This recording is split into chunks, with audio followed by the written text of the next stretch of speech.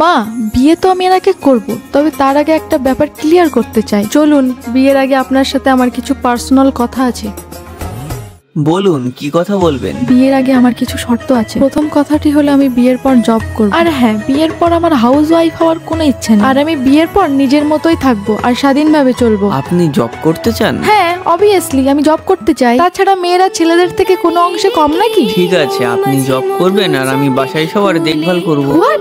আপনি বাড়ি সবার দেখভাল করবেন? তাহলে সংসারের খরচা কে সামলাবে? অবভিয়াসলি আপনি জব করছেন মানে আপনিই সামলাবেন। আমি তো আমার নিজের শখ পূরণের জন্য জব করব, সংসার চালানোর জন্য নয়।